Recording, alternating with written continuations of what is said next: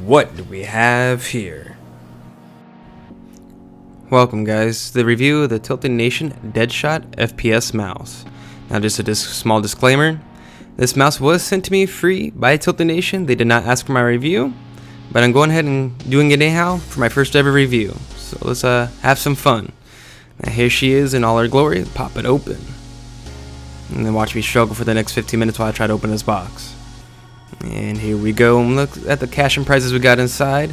We got the Tilted Nation warranty card. Drop that off over here. We got the wired optical gaming mouse user guide for the Tilted Nation Deadshot. And here we go. A Tilted Nation sticker.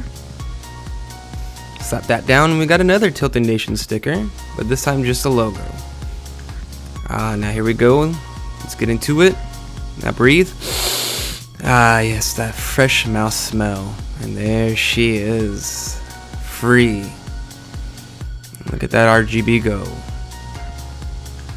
Very, very good looking. Now here's a profile shot of her. You got your textured sides right there. Here she is in the front. Look at that. Nice RGB in the front. You got your side buttons on her. Forward, back. RGB strip on the sides. Very good looking mouse. Now we're going to go ahead and kick over here into the software side of things. Now you got your profile selection. You can make multiple. And over here you got your G1 through G7 keys. Now you can change these, all of them besides G1, you left click, but you can even change your right click. So here's G2, we're going to kick over, you got your keyboard function, mouse function, sensitivity, macros, start application, multimedia, and Windows shortcut, or you can make it a forbidden, or aka a dead mouse click. Now you can do that with all of these. You got your G3, your G4, which is your sensitivity, your G5, which this mouse makes it FPS, is that clutch button. And what does this clutch button do? Now you can make this bad boy a rapid fire, or you can make it a temp drop in DPI sensitivity. It's good for that games when you're doing the sniper rifle. You can go ahead and drop it down. Now we're going to go over to the left side, and we got the forward and back buttons defaulted for G8, G9, but you can also change those to whatever you want. Now we'll kick over here to performance. You got your DPI section. You got 1 through 5, and here's 1 at 750. You can go ahead and tap that. You get 1250, tap it again. You got 1500, tap it again. You get up to 2000, again at 3000, and reset back. Now here's your pointer speed.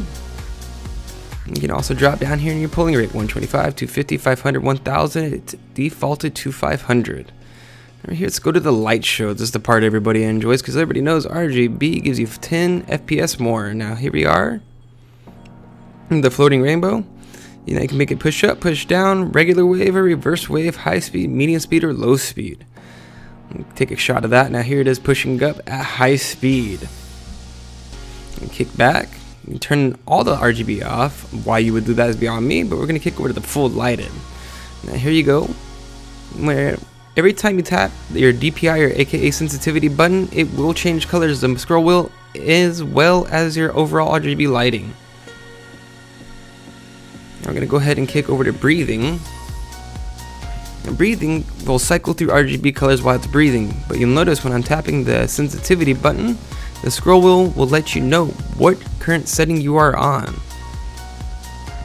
I really like that feature.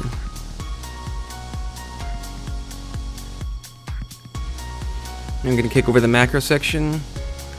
It's part of your profiles right there, and you can also do your default delay, no delay. Hit the record button. You can insert one, rename it, edit it, move them up, move them down, etc. So just a basic macro every days. Now over here on the mouse.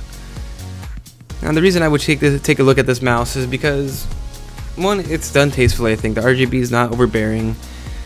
It's very clean. You got the strips of RGB on the side right there. Not too overbearing. You can see on the mouse it's very clean, very nice, very bright in a, I guess I would say, like, it has a nice pop to it. To me, it just, the pinks are really bright, the blues are really bright, but it's not overbearing in the sense when you turn off the lights it looks like you got a rave going on inside your house. And then here's your front. Now when you, the thing that's neat about that is when you're on, you got it on your mouse pad, you can see the RGB kicking out of the front of it. And for a $20 mouse, it's just, I find it, the way it looks and the quality of it, really well done versus some other mice that we have seen in the market.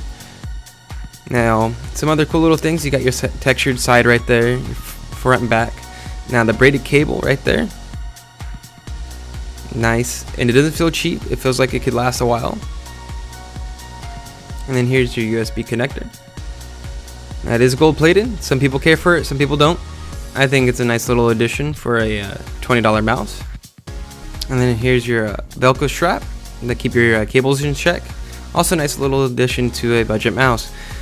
Overall, I enjoyed my experience with the TN Deadshot mouse. It was very comfortable. It glides super nice. I love the sound of it.